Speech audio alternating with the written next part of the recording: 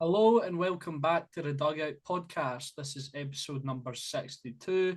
Today I'm joined as always by my co-host Ethan Barlow, and we're going to be discussing all of the action over the weekend. My computer just did a notification there in case that pops up in the recording. So obviously there's quite a lot to talk about. We've got the Premier Sports Cup, we've got one league game, but first of all, Ethan, I'm going to ask you how you're doing, and then we'll talk about the Ballon d'Or. So how you doing, mate? No, yeah, good. Thank you for asking. How's yourself? I'm good, mate. I'm good. I'm finally coming on an episode with a happy outlook after the weekend. It's been weeks, and yeah, I'll be quite happy when we talk about that game later on. But first of all, obviously, Scott McTominay was nominated for the Ballon d'Or, the first player since the first Scottish player, not the first player, the first Scottish player since Alan McCoist in 1987. That kind of shocked me because you might have thought maybe Andy Robertson would have been up there at some point during his prime at Liverpool, but he wasn't. And a pretty decent finish for the Serie A MVP, Ethan, finishing 18th in the rankings.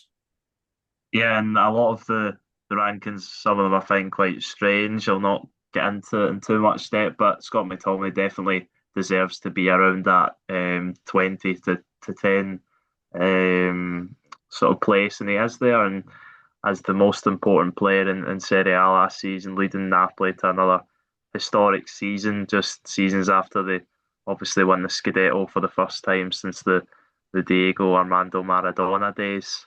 And he's been worshipped over there in Naples like Diego That, himself. So, that's not true, is it? what? They won it a couple of years before. No, that's what I said. I said that one that they won a couple of years ago was the Oh, first Scudetto they've won since the. sorry, Um, I no, misheard. no, you're fine. Misheard you. But yeah, he is obviously.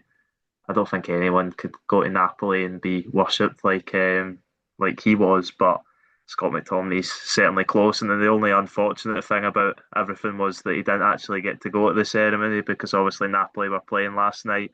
They won. Billy Gilmore started and scored, so that was nice to see as well.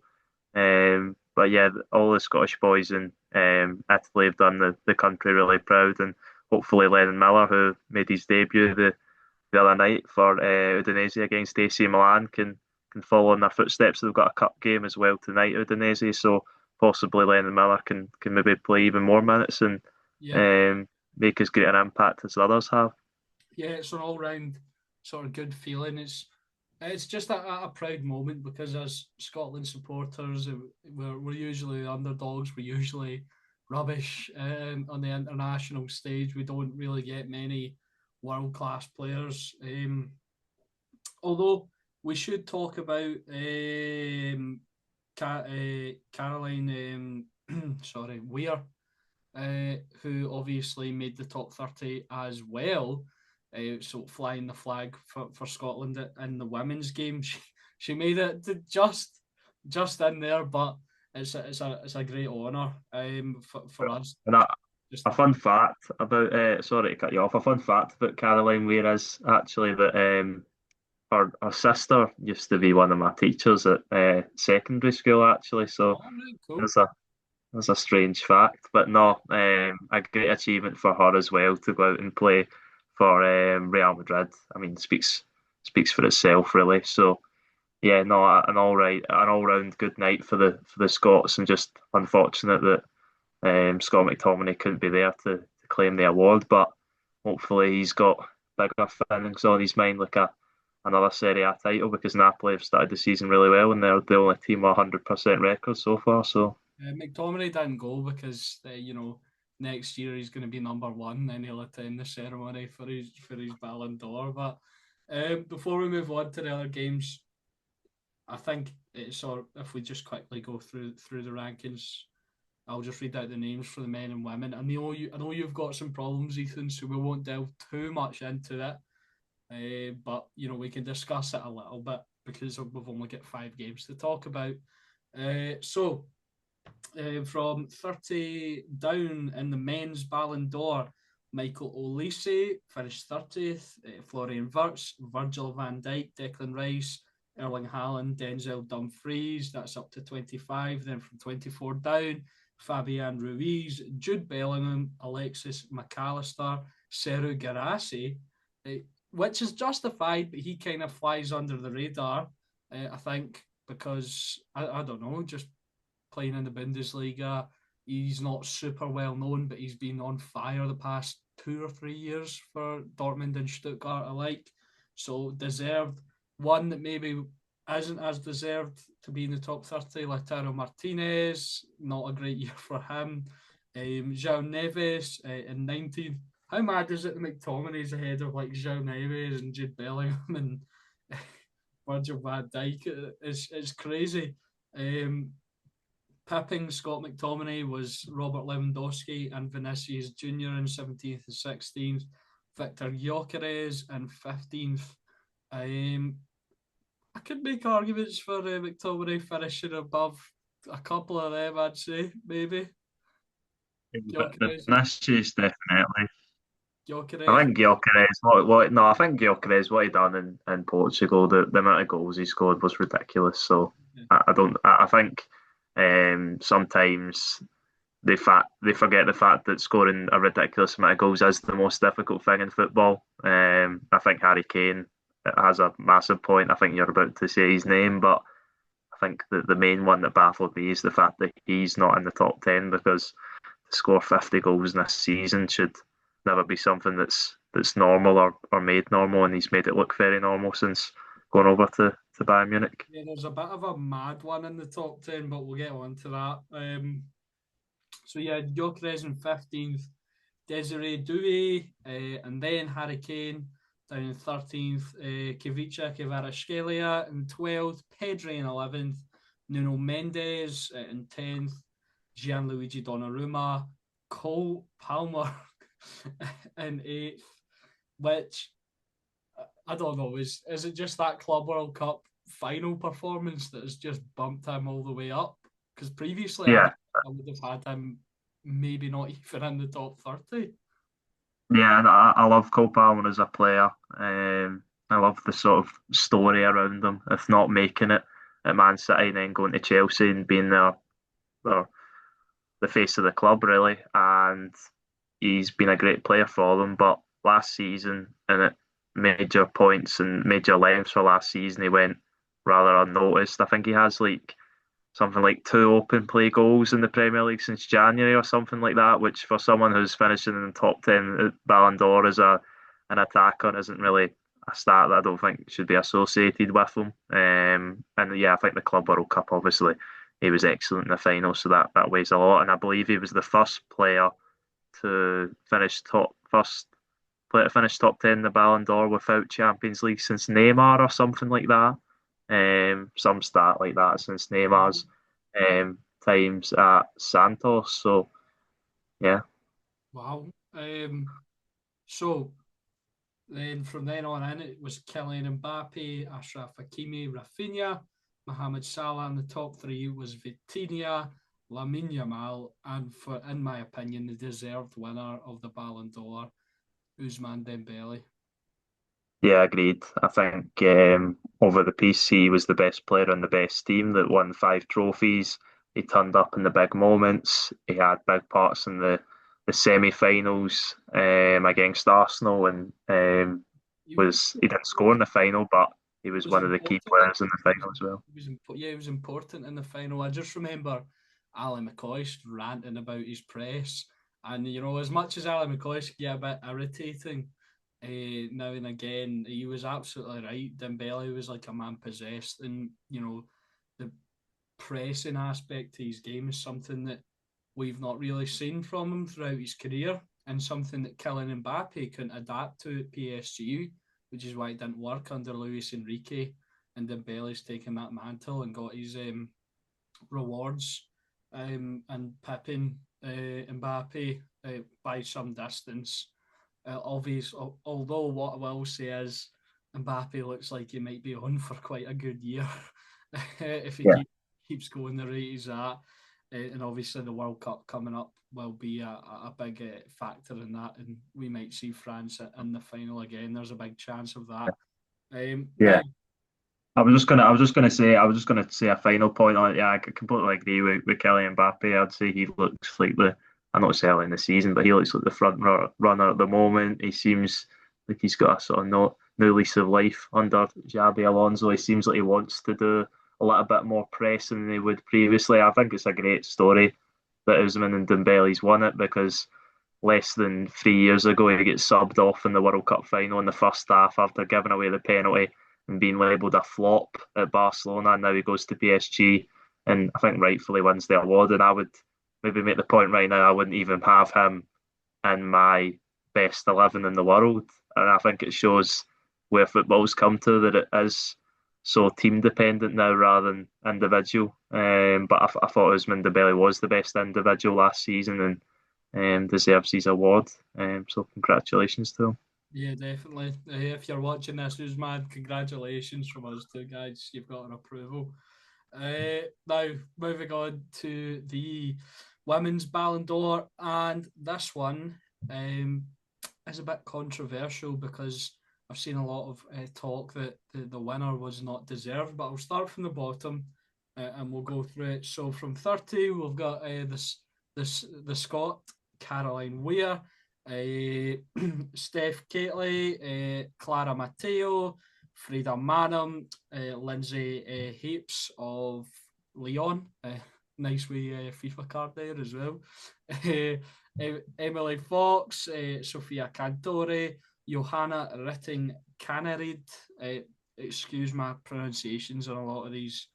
I'm not claiming to be an expert on women's football. I'm still learning and getting more into it as much as possible. But yeah, excuse a few of my pronunciations. Esther Gonzalez, Amanda Gutierrez, Pernille Harder, Clara Bull, Melchi Dumernay, Temwa Chawinga, Christina Girelli, and that takes us up to the top 15, where we have Sandy Baltimore, Barbara Banda, Caroline Graham Hansen of Barcelona, Marta of the Orlando Pride, Claudia Pina of Barcelona. By the way, what I will say is this list is chock full of Barcelona players, and they are a top team. Hannah Hampton, Lucy Bronze in ninth, Ewa Pajor in eighth, Leah Williamson in seventh, Patri Guyaro in sixth, and in the top five was Chloe Kelly, Alexia Putellas, Alessia Russo, Mariona Caldente, and the winner of the women's Ballon d'Or is Aitana Bonmati.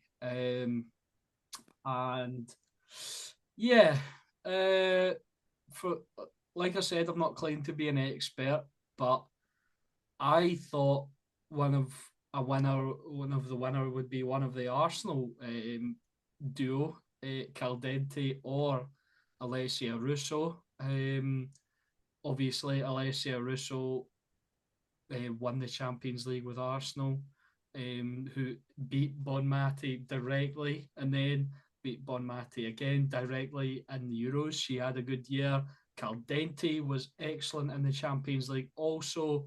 But if you're arguing for individual performance, Putellas would have probably had a better year than Bonmati as well. So, Ethan, what do you make of this one?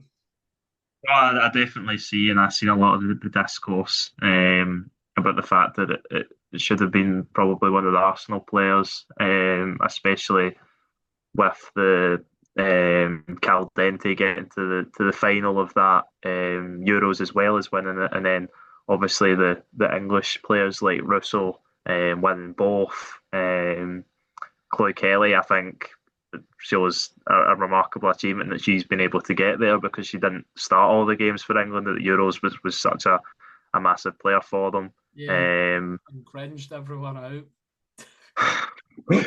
Yeah, quite possibly.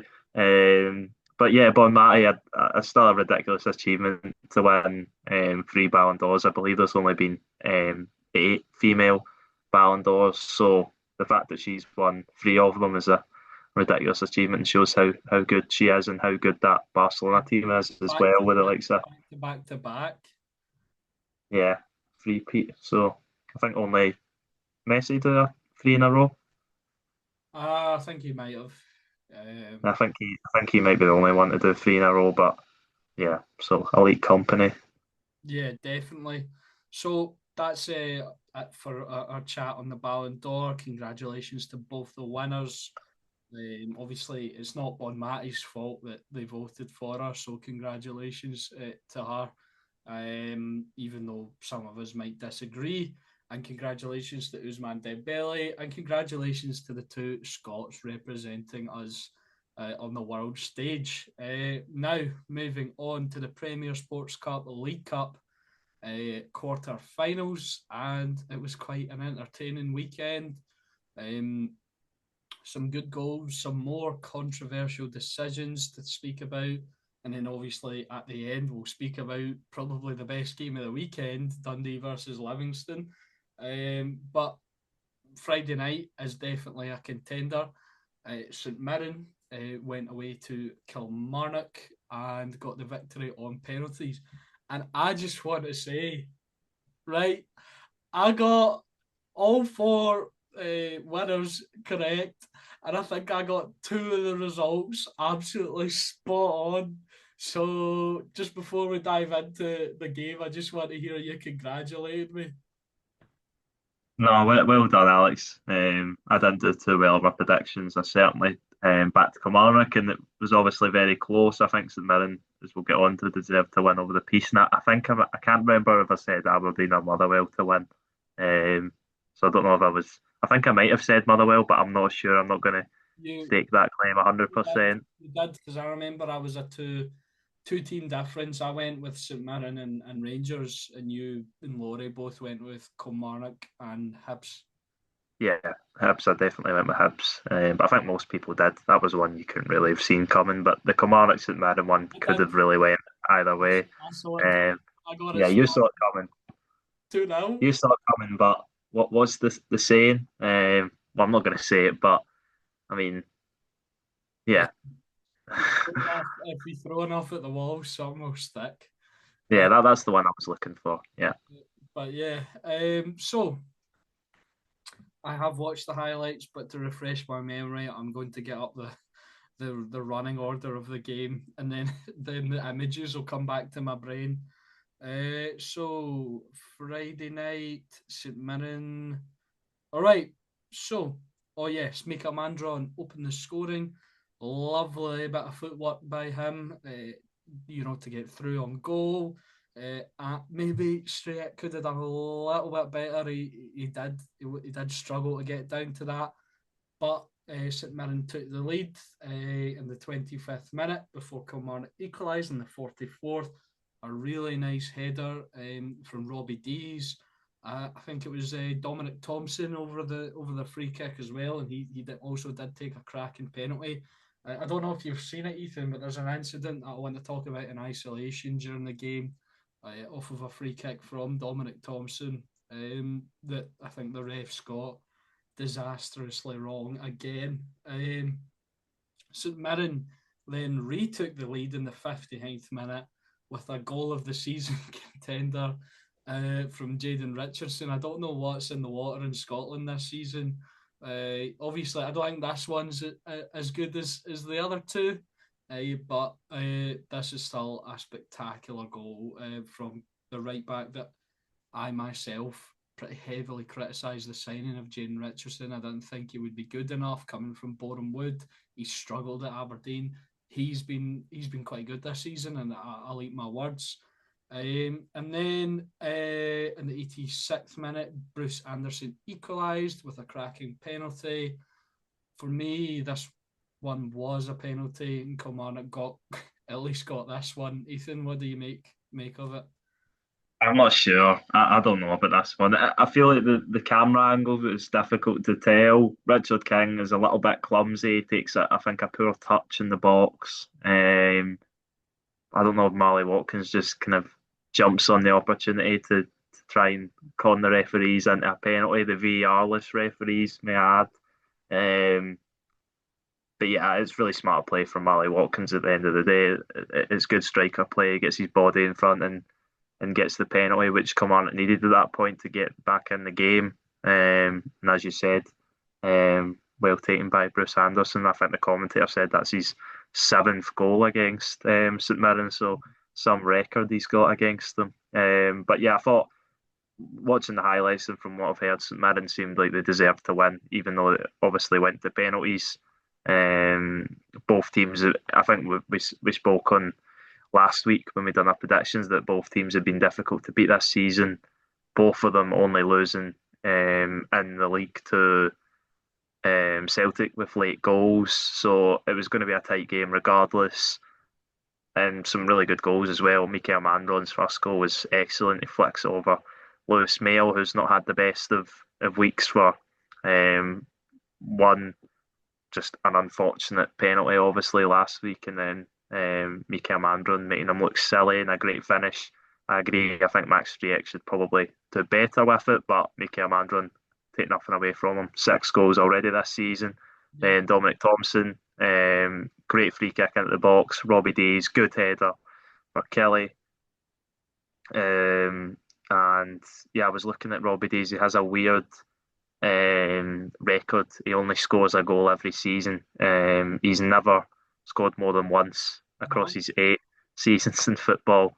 So yeah, but hopefully for him and Kilmarnock fans, maybe he gets another one because he's got a long time in the season to get one. But yeah, as you said, a goal of this. Probably not a goal of the season contender because of what's came before it, but Yeah, but definitely goal of the week without a shadow of a standard, doubt. standard goal of the season contender. It's one you'd put in the nominees of, even though Yeah, there's two others that are better at it, it's one you'd put in the nominees.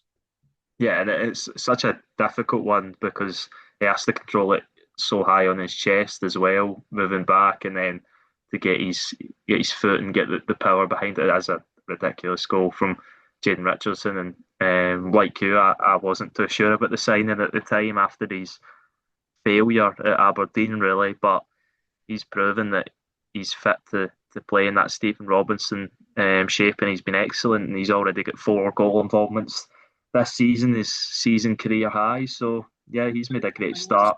I think that's a credit to Stephen Robinson as well, because I can't think of a signing that he's brought in at St Mirren that has been like a total flop. I can't really think of anyone that has been a terrible. I'm sure Ryan, if he's watching, will be able to message us or comment and let us know someone. But I don't think of anyone that he's signed that has been terrible. I think everyone's played a role or been better than that and the Yeah, system he has. So I think that's a credit to Stephen Robinson as well. I was actually making that point the other day. I think that Stephen Robinson and St Mirren have got the best success rate of signings in the league. I can't think of anyone else who would compete with the amount of players that just come in and just settle in and do their job. And if they're no nonsense central defender, they don't get spoken about much, which is always good. And then if they're a wing back like Jane Richardson is, then they're getting involved like he has done. A goal and assist on Friday night, and even Miguel Freckleton has been excellent since coming in. Richard King, although he gave away the penalty, he's looked pretty solid for the most part. Killian Phillips, I know he was there last season, but a great pickup again. And I'm sure the other players that I'm trying to think of that they brought in, Keanu Bacchus, of course, back from I can't remember where was it he was again in League One. Was it Macclesfield Town? Mansfield. Mansfield. If I just made up a team there. No, I think Macclesfield might be a team. I don't know. Yeah, point still stands. Keanu Bacchus a good signing, and the striker they signed, Dan in Lundulu, I think it is. Yeah, we haven't seen much of him yet, but I'm sure he'll come good knowing Stephen Robinson's Yeah, success rate. Malik Dyksdale's been decent as well. Oh yeah, as well. 2 winning penalties for him. So Yeah. Uh, so, uh, moving on to the incident. just quickly, because you enlightened me, because I actually wasn't aware of this. I must have missed something. Why was the game on Friday night varless? I think the clubs just decided it to be that way. I don't. I think they had the in the League Cup they have the option because the teams outside the Premiership don't have the technology. So, like on the Sunday game, obviously for Hill, Partick Thistle, Celtic didn't play with it. So I think Kilmarnock and St Mirren, with the recent debacles, just decided, you know what, we're gonna opt to play without it. And I think you see that the same problems were still apparent, but the difference is, and we'll get on to this. David Martindale made the point after the Dundee Livingston game that it's the same amount of errors, it's the same problems as if you didn't have VAR. So for clubs like Livingston, I know for Celtic and Rangers, it's pocket change really to pay for VAR for a season, but for Livingston, that's a big outlay of money, which if the decisions aren't getting any better, then what's really the point in paying it? Yeah, and they So were affected negatively. No, positively. They were affected positively. Sorry, I was getting a bit confused. And Livingston, I think, got away with one a little bit. well, I don't know. The penalty Dundee, I think we'll get on to it, but the penalty Dundee got at the end. I don't. Oh, well, it's definitely more of a penalty than Levy's. But anyway, You um, think? Well, we'll get on it, but yeah. So, but this is a stonewall penalty. Dominic Thompson free kick. It hits off the yeah. arm of, I can't quite see who that is from the angle I'm looking at, but the St Mirren defender. And yeah, the referees didn't see it. And I'm actually looking at a post from Bobby Madden saying Cup quarter-finals, clubs wouldn't pay for VAR and this is missed. This is exactly why VAR was introduced. Even with its failings, is it not better to use it? Yeah. Well, I agree with that side of it, but when clubs, as I mentioned before, when clubs like Livingston and other clubs who aren't as financially blessed as some of the teams at the top end of the league are having to pay a massive chunks of money for it, then what they're quite right to say, well, we're not getting a good return of our investment here, so why are we paying for this? Well, I And want to know what St Mirren have done because they seem to have reversed their fortunes from last season. They've had two stonewall penalties not given against them in the space of the last 3 or 4 weeks.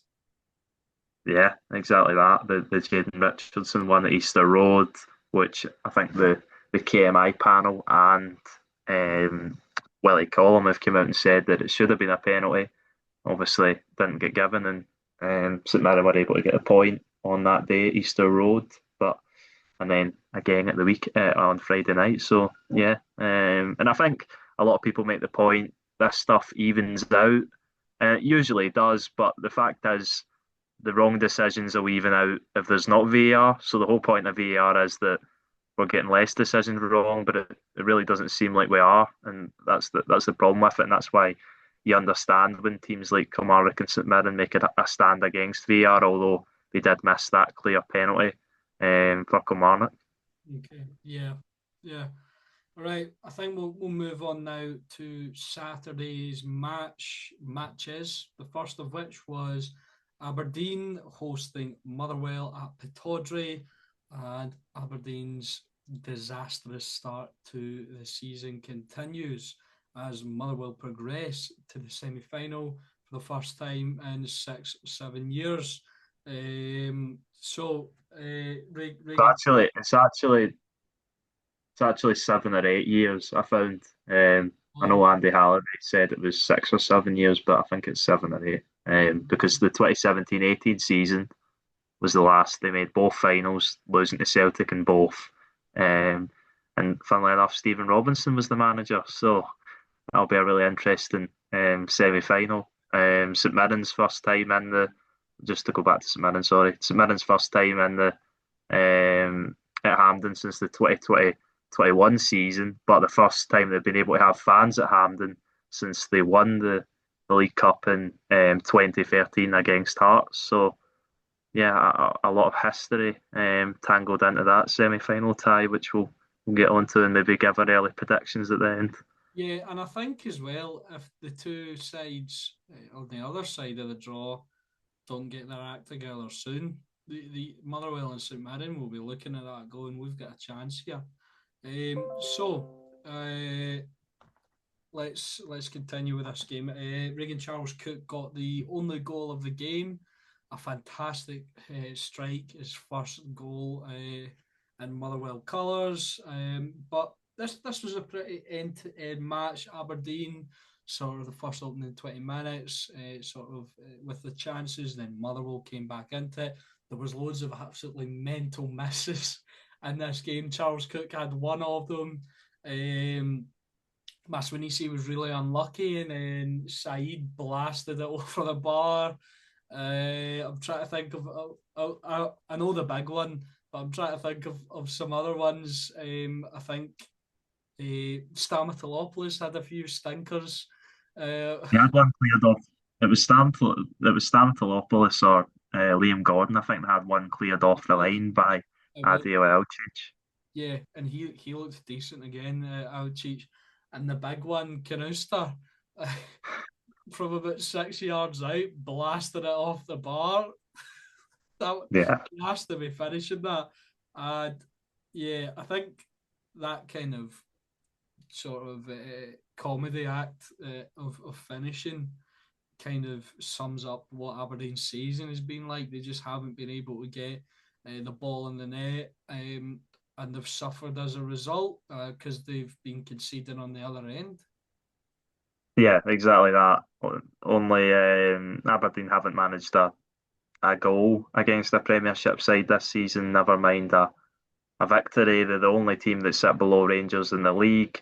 Terrible start, and you've got to beg the question that maybe the Scottish Cup victory at the end of last season, although a remarkable achievement, is what's keeping Jimmy Thelin in his job at the minute because he can't say he's not been backed by his hierarchy because they've got a great squad there and they've brought in a lot of good players. And I do think he'll be able to turn it around if I'm being honest, but is concerned in the last three results, especially losing to Motherwell at home and going out the League Cup and then taking 1 point from a possible six against the two newly promoted teams at Pittodrie. So really not good for Aberdeen, but I do think they'll be able to turn it around. But brilliant for Motherwell and Jens Berfalascu because I was hoping they got a win because although I've not seen all of their games, I've seen the highlights and it does look like they play some really good and exciting football. And I was hoping that they did eventually get that win because it was looking like maybe they wouldn't. Yeah, now hopefully for them and Motherwell supporters and the manager and everyone involved with the club, they could get up and running and kick on for the season. Other than that, there's not really much to talk about in this game. It was end to end stuff. I think I've kind of already touched on it. Aberdeen's sort of lack of ability in front of goal shot them in the foot in the end because the chances were definitely there, and Motherwell have shown they are susceptible to conceding a goal or three this season. So yeah, Aberdeen couldn't get the goal, and yeah, it's a horrible start. I saw a quote from Dimitar Mitov saying that the players must shoulder the responsibility for the poor start to the season. What do you make of that one, Ethan? Yeah, and I would completely agree with that. I think Jimmy Tolino obviously takes some of the flack because he's the manager, but they've just looked a bit toothless, a bit sort of soft, you could say, a little bit of a pushover. And I think one point that I did want to make about Aberdeen, a last point, was the midfield dynamic Yeah, because I I was just about feel, to say that's a blooming ancient midfield. yeah, they've got at the weekend they had what was it, Stuart Armstrong, Graham Shinnie, and Adi Welchich. So you've got two players who are older, and I did see at one point in the highlights Stuart Armstrong keeping up quite well with Regan Charles Cook down the line, but Graham Shinnie's not got the legs he once had, and Adi Welchich is a bit of a luxury player. And then you've got players like Nelson, who's also an older player, Leighton Clarkson, who's also a luxury player. I think the only players that you've got that have sort of got their legs in midfield is Palaversa and Polvara, and I think Jimmy Thelin probably needs to get one of them in there because you do need that bit of industry in midfield, that someone that's going to get about and put the other team under pressure and win the ball back. And I think Aberdeen are a little bit soft across the pitch, and it certainly starts the midfield. Can do that to an extent, but you can't do that for 90 minutes anymore. Yeah, exactly that. But I do think Aberdeen have got the tools there to turn it around, and they have a massive few games coming up. United away tonight, actually, as we're recording this at Tannadice. Then Motherwell away again at the weekend, and then Shakhtar Donetsk in their opening game of the Conference League. Yeah, it's a tough run for the Dons. Moving on to the second game on Saturday, the second cup game on Saturday, because there was 3 games on Saturday, but we'll be talking about that league game at the end. I've over-explained that. Rangers hosted Hibs at Ibrox, but first of all, before we get into that, we need to talk about the protest from the Rangers supporters. They protested outside the ground. There was an inflatable shark, which I found quite funny. Obviously, playing off the shark head moment during the COVID season. But yeah, the protest, other than that, was pretty serious.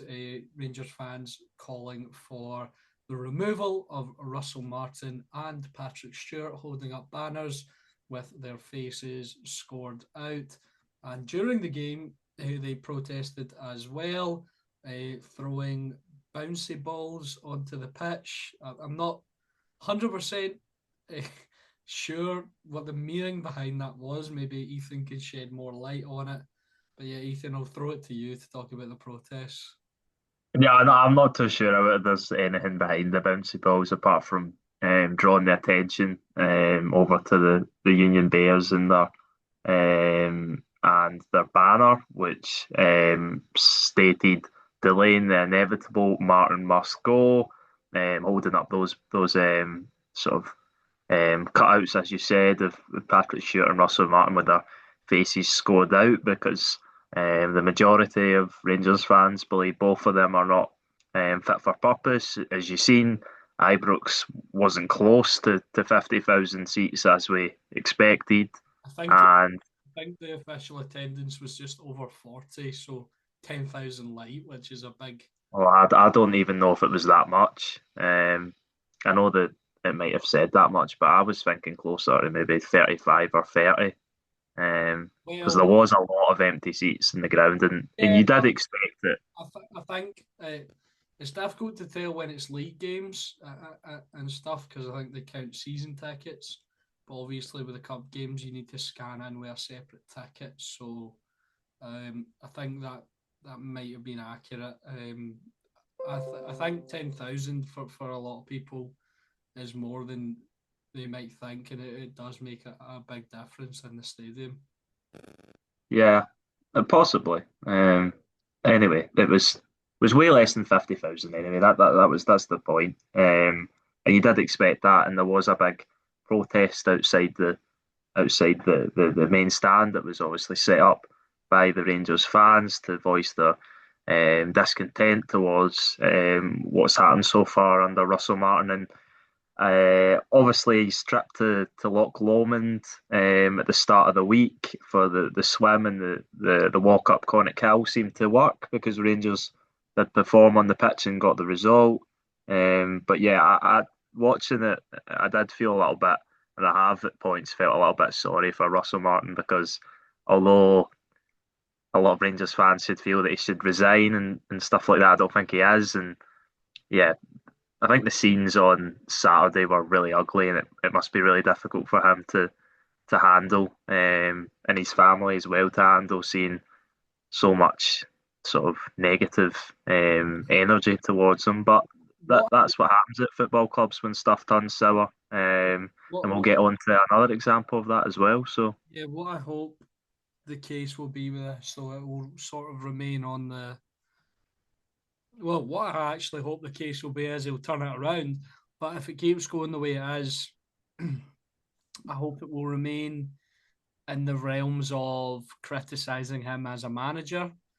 Yeah, I hope we don't get a repeat of the Stuart Kettlewell incident when he had to resign from Motherwell because of the abuse he was receiving and the effect it was having on his family. I hope yeah, Russell Martin isn't. He probably is. Unfortunately, that's just the way people are. But I hope he isn't receiving any personal abuse. I hope his family members aren't receiving any personal abuse, because at the end of the day, nobody deserves that. I think, especially when you're managing a football club, because as much as we love football, as much as a lot of people take it seriously, I'm probably going to get battered for this because I hate people saying it. But at the end of the day, it is a game, and for me personally, obviously you get affected by the results. You can be upset for maybe the weekend or whatever, but for me personally, it shouldn't have any bearing on your regular life, and you shouldn't feel so angry that you go out of your way to personally abuse someone. So I hope it just remains sort of criticizing him as a manager, and he should be criticized with the way he started. But he, like you mentioned, Ethan, he got the result. Rangers got the result. Although it didn't start too well, Hibs started the game quite brightly. They had a few opportunities. Martin Boyle with a few, one over the bar, a header just wide, and obviously he did score. Uh, um, and it was a nice goal. Josh Mulligan did extremely well. It was a really nice ball from him. At first glance, it looked like an exquisite touch. Michael Stewart was waxing lyrical on the commentary about how good the touch was. And, we don't do it often, so I think I'll take the opportunity. I'm going to praise the VAR team here. They spotted that really, really well. And it was funny on commentary because Michael Stewart was saying Martin Boyle isn't complaining here. I'm not sure why. And then you see the replay and you're thinking, well done to the VAR team for spotting that one, because it was a handball. He controlled it with his hand, and it led directly to the goal. yeah, definitely. And there isn't much opportunity recently to give any praise to the officials, but they did get that one right, and I think it comes as a bit of a double whammy for the Hibs fans. Obviously, seeing Hearts get a goal, which was probably an even more clear handball, and I know it's a completely different rule, which I will point out because Martin Boyle is the goal scorer, the immediate goal scorer after it touched his hand. So no matter if it was deliberate, it was whatever, probably 9 out of 10 times that's not given as a handball, but because he goes on to score, then it is the correct decision, as we've seen Michael McGregor's on flag day at Celtic Park against St Mirren. And yeah, they got the right decision there. Credit to the officials for once. Yeah, for once, definitely. But from that point, Hibs, they had that other opportunity through Martin Boyle, but I don't think they threatened too much. Wasn't a great game, to be totally honest. It was a bit of a slog to watch, as most of Rangers' games have been this season. However, they did take the lead through another storyline in sort of the Rangers season, which has been a chaotic season. The returning Nico Raskan and Ethan, it just had to be him and get a great header from the little Belgian. Yeah, and he's sort of that's one of his traits. For a smaller player, he does get a lot of headed goals. I remember a few. He scored one in Europe, certainly. I remember scored against Celtic at Celtic Park, and yeah, he's He's became really good at that, getting the headed really good goals. at, yeah, he's really good at that sort of front post kind of run. And I think he's actually directly contributed to a few goals through headers. Another one against Celtic, Robin Proper's goal against Celtic at Ibrox last season in the 3-0 game was Raskin running across the front post and glancing at Schmeichel, I think, saved it. We could only push it out to Proper. And I know this sounds like I'm targeting Celtic, but these are the ones that jump to mind. He obviously scored in the game at Parkhead, and he assisted Mohamed Diamandi with a glancing header behind him. I can't believe I just did the motion in the camera there. But yeah, and for a wee guy, he's he's he's really strong in the air. And from then on, anything, his confidence grew, and you could clearly see he was the best player on the pitch. And it's insane that he wasn't Rangers'. But it's insane because he's clearly Rangers' best player, and Yeah. he's not been involved this season as much as he should be.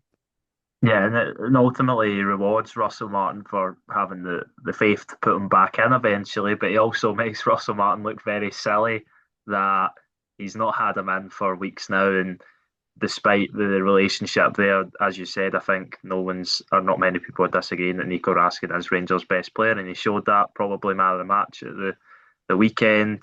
And yeah, and had he not played at the weekend, then maybe it would have been a completely different story. Although, as you said, I didn't think Hibs were great at all, and I think they'll look back on it, and David Gray will look back on it with a little bit of disappointment because, as we've seen, certainly in the Premiership, I think Rangers are to be got at, as pretty much every team has done, maybe apart from Celtic, and that's what I was thinking watching the game. The Hibs were one of the it was one of the worst performances I had seen by a team against Rangers this season, apart from Celtic. On another day, Hibs get that goal, and maybe it's a different story, but ultimately they kind of went out with a whimper at the end of the first half. Good for Bojan Miovski to get his first goal. Striker's instinct. It's a good block by Rocky Bashiri to stop Mikey Moore's shot, but he's in the right place. Yeah, He'll be delighted to get off the mark for just Rangers. just before we sort of move on from that, I want to talk about sort of the aftermath immediately after the Raskin goal and the lead up to the Miovski goal. I think after that you could see a notable difference in Rangers' play immediately after they got the opening goal. They looked confident. They were knocking the ball about. And the lead up to the Miovski goal, 34, there were 34 passes and every single member of the team touched the ball, which is, is a positive. And yet, although I don't think they carried it too much into the second half, I think we saw a little glimpse of what Rangers could be this season. Yeah, certainly. And it wasn't the best performance that Rangers fans have seen at Ibrox, not by a long shot, but certainly one of the best this season. I know the bar is very low, but Rangers fans have been looking for improvement, and possibly the ship has already sailed with Russell Martin, and the fans will take a lot to be turned on that. But I think I said it before. I did say that if Hibs won on Saturday, Russell Martin would lose his job. Obviously, Rangers won, so he has the chance to prove himself now.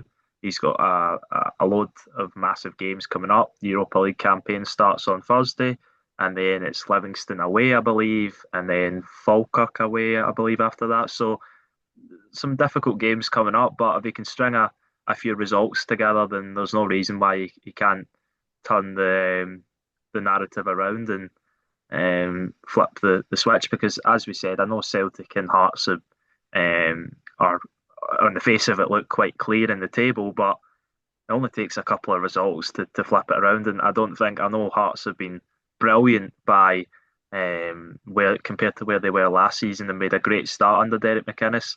The performances haven't always been 100% of it, 100% there, and they definitely haven't always been 100% there for Celtic this season. So if you can turn it around and get a few results, it is still a long way to go because I think we know with Rangers that cup competitions have been um, different to the league for a while now. So I think we'll learn a lot, not on Thursday, but on Sunday when they go to Livingston.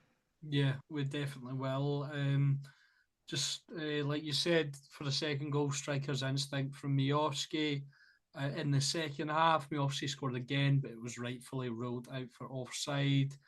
Gassama had a cracking effort, rattle off the bar. Yusuf Chermiti probably should have scored in a one-on-one with the Hibs goalkeeper and Oliver Antman in the dying stages of the game. had a great run, and he just bent his shot round the post. So in the end, Rangers probably could have had more goals, but it's a good win, and something to hold on to. I've mentioned it week after week. There's been nothing to see like visibly from the players, even in the defeats, even in the draws. There's nothing, positive. I think this game, I saw the first glimpse of it this season. But we'll stop talking about this game and move on to the second protest of the weekend. This one's slightly different because obviously the Celtic fans don't have an issue with their manager, but they've had a major issue with their board for a number of years. They've accused Peter Lawwell of gaslighting supporters. Former board members have been coming out and saying the Celtic fans should shut up because they're spoiled. Lord Willie Howie coming out and saying that. Say they've been spoiled by over a decade of success. And yeah, Ethan, it's quite a toxic environment between the fans and the Celtic board right now. More toxic than it's been for a while. The relationship isn't great, but I feel like it's reaching a boiling point. Yeah, it's always been something that's not been the best relationship. I think we've known that since this board have been at Celtic Park over the decades, and during the COVID season when Celtic failed to clinch their 10th consecutive title in a row, I think that was the worst we've seen, and I don't think it'll get to that point again, but certainly the fans are making their voices heard at the matches. They're protesting. They're doing everything they feel they can to cause a disruption in the board of directors room and sort of make a change, because I think the majority of Celtic fans aren't happy. We've touched on it. I think we touched on the first statement Celtic made, which was, yeah, it was pretty poor. I think everyone recognised that, and I don't know if it's been a sort of the PR team have spoke to the Celtic board and went, right, you need to do something else. You can't just sit on that. So to credit Peter Lawwell in the recent statement, speaking about Celtic's financial terms, in which their financial figures were through the roof, as you would expect, he did take accountability, and the board did take a bit more accountability for the failure to qualify for the Champions League. But ultimately, it's a bit too late for the Celtic fans. They still want change. Their banner read "All Celtic fans against the board," while holding up the similar cards that Rangers fans did, with pictures of Michael Nicholson, Peter Lawwell, and Chris Mackay. The Celtic board members were actually at the match, or a couple of them certainly were, and they were bowing their heads into their phones while the cards were being held up. And then later in the match, there was the balls on the pitch, similar as to what there was at Ibrox, and there was another banner as well. No confidence, sack the board, while holding up multiple episodes of Celtic's UCL qualifying failures over the years. So Celtic fans still making their point very clear, despite an improvement in the statement from the Celtic hierarchy. Yeah, and as well, Brendan Rodgers subtly taking jabs at the board again. He admitted his frustration that Sebastian wasn't brought in before the Champions League qualifiers against Kairat Almaty as well. So yeah, it's quite a heated situation currently at Celtic. However, they got the win on the day at Firhill against former Celtic player and Partick Thistle manager Mark Wilson. Clyde won Super Scoreboard regular as well. So he's got quite the resume, but he couldn't get the win. Yang with the opening goal, a bit of a ghost goal. When I was watching the highlights, I was like, "Has that hit the side there and gone through?" But no, it's I'm really bad at pronouncing this boy's name, and he was at Rangers, so I probably should know it. But Danakis, I'm gonna go for. Um, Sort of hits it into his own goal from a close It was range. no. To be fair, I think it was It was not. I think it was a Partick Thistle defender that hit off for the first goal. I thought it was Bidanakis who sort of hit it in. I thought that was the second goal. I'll double check it now. No, the If you want to keep second, going on, but second one was over Bidanakis from Liam Scales. yeah, I think he should have done better with the second one. Let me But yeah, see. I'll keep talking because we can't have dead air on the podcast. Like you said, Ethan, um, Celtic take a 2-0 lead through Liam Scales. A really good header from him, but like you said, the keeper perhaps should have done better with that one. The third goal from Celtic was, you know, really good stuff. Sebastian Thelin showing his quality for the second week in a row. He looks to be a really good signing, taking the ball from deep. A lovely 1-2 with Kelechi Iheanacho, who seems to be settling in quite well. Also, granted, it was against Partick Thistle, but you can only play against what's in front of you.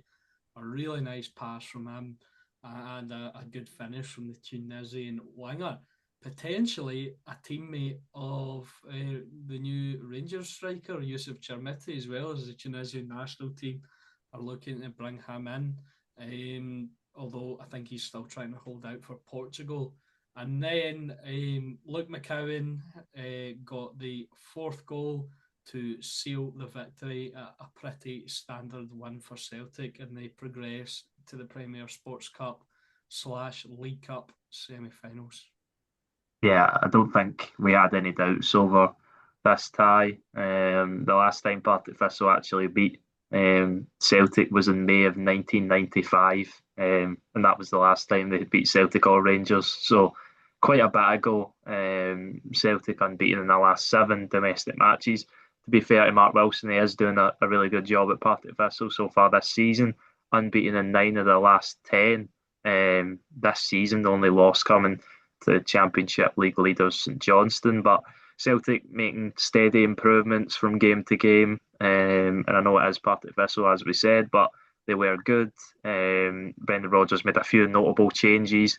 He brought Yang in for Michelangelo Balikwisha after Brendan Rodgers, as you said, another highlight-filled box office Brendan, as the Celtic fans call him, and the pressers. He took responsibility for playing Michelangelo Balikwisha on the right wing as he is a left winger, and I think that's another problem at Celtic is that they have six wingers and five of them. The probably best positions on the left. The only one you can make the case for on the right is James Forrest, who's a 34-year-old. So yeah, Kelechi Iheanacho in from the start, and he was pretty solid, as you said. And Rodgers did keep the midfield the same. A lot of people were calling for change, but it worked on the day. It was the defender that Yang headed off of. He sort of turned his back and he hit it into the side net, and it was a strange goal because it took the Celtic fans a few seconds to realise that it had actually went in the back of the net. But good for Yang to get a goal. He's first of the season. And then Celtic kicked on from there. Liam Scales does really well with a header to get it on target. Benjamin Negrin with another assist. But as you said, Budanakis should probably do better with that one. And then at that point, Celtic were on easy street. They started the second half really well. Sebastian Tenekte gets his first Celtic goal, sorry, which you would have to say he's deserved after his two appearances. Man of the match in both of them. It was a lovely bit of play. Plays a nice wee 1-2 with Kelechi Iheanacho, and a good finish from him. And I can't remember seeing a new signing come to Celtic and make as immediate an impact as Sebastian Tenekte has done. And I know one player that I think of that had a really good start was Kyogo, but even in the first few games, he took a little bit of time to settle in. Tenekte's been Celtic's man of the match in back-to-back games, and it's a lot of credit to him because when he was signed on deadline day, by no fault of his own, the sort of narrative was why are we signing this guy? We could have been signing Kasper Dolberg and other players, and but he's come in and got his head down, and he looks like a real talent, doesn't he? Yeah, you weren't particularly happy with the signing as well, were you? I Yeah, know. no, I wasn't. I didn't think that he was the right signing. Because I think Celtic needed a right winger. I still do think Celtic needed a right winger, even after they'd signed Mikael but Sebastian Tignecti, in all fairness to him, does look like a brilliant signing. His end product maybe isn't always there, but you're not going to get a player that is as good at dribbling as he is with end product. Otherwise, they'd be playing for a top team. So I think he's definitely made a great impact so far, and he's a player that gets the Celtic fans excited, and Celtic are, as I mentioned, they're steadily coming along and getting better as you expected. The other notable thing probably from this game, you can't take too much from it. As you said, Celtic beating Partick Thistle pretty routine, but Kieran Tierney completed the 90 minutes, which was obviously a big thing, which I think he'll be delighted with it. Brendan Rodgers and the physios will also be delighted with it. So yeah, that's definitely a step in the right direction for him. Yeah, definitely. So that sort of concludes the Premier Sports Cup games. Though all the quarterfinals are concluded and the semi-finals have been drawn. So it is Motherwell versus St Mirren and Celtic versus Rangers. Last year's final getting repeated in the semis, and another very interesting game between Motherwell and St Mirren. That should be a tight one. I think two, I would say, evenly matched games. Um, because you don't know what Celtic are going to turn up. You don't know what shape Rangers are going to be in when it comes to this semi final. And St Mirren and Motherwell have both had decent starts to the season. But Um, you don't know another thing. You don't know who's going to be in the dugout for Rangers as well. So, and I yeah, think Russell Martin obviously has a chance now, as we said, to turn that around. But there's so much that could change. You're just hoping that the two games are better than the two league games were, because both the St Mirren Motherwell and Rangers Celtic games so far were both nothing each in the league. So yeah, hopefully more goals than that. yeah, definitely, definitely. So those are the two semi-finals, and Ethan, if you want to give early predictions for both of them. I'm sure we'll do a proper prediction when it's week of, but I just like to where the teams Yeah, are now. What do you I think? got my early thoughts. I think both matchups are really interesting. Celtic and Rangers, obviously, always going to be an interesting battle. A really hard one to call. At the moment, I would have to say Celtic, but I wouldn't be surprised, like we've seen a few weeks ago, Rangers turned up and made it really difficult for Celtic. And I don't think you could say deserved to win the game, but you could possibly say Rangers were the better team, although I don't think any team deserved to get any points from that game, in all fairness. But yeah, that's one that I'll maybe call later down the line. But the Motherwell St Mirren one, again, I think it's a really interesting one. Two managers that know their style, their players seem to know the style very well. They've made themselves very difficult to beat this season, while also, like most teams in the league, struggling to get 3 points on regular occasions, but I would just fancy Motherwell. I think now they've got that win, they've got the win in their sails, and I think they'll kick on now. And I think Motherwell will do it on that big pitch at Hampden. So yeah, I think Motherwell will get to another League Cup final. Okay, um, I am going to go the opposite way of you again. Uh, and I'm gonna go with St Mirren to make it to the League Cup final. I just think there's something about them. There's something about this Stephen Robinson side.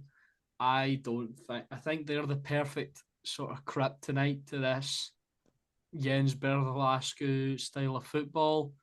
Uh, and I think they'll be organised, they'll be solid, and they'll punish Motherwell's sort of defensive fragility because they do give up chances. And I am going to go with Motherwell 1, St Mirren 2. I'm going to go with the buddy. Line prediction already. Yep, No, he's confident after the weekend's predictions. yep, yep. I'm gonna put it on the line. and then I'll probably change it week of. But hey ho. Moving on to the other semi final, um, a rotten Rangers and a I don't know suspicious Celtic. Yeah, Uh, I tell you, both sides in disarray at different levels of the club. Celtic not so much on the pitch, Rangers on the pitch mostly. But yeah, for this one, I'm gonna I can't not back my team. I'm gonna go with Rangers to progress. I'm gonna go with a repeat scoreline of the other semi final. I'm gonna go 2-1 Rangers. what do you want me to say something about that? Yeah. Yeah, I'm not really surprised that. Um, no, yeah, I could see it going either way. Both semi-finals, I don't really have a strong standing point on yet. But as we know, I think it's November the games are played, so still a lot of football to be played. So yeah, we'll see when the time comes. But I think we just got that one league game, and then that's us. Yep. Yep.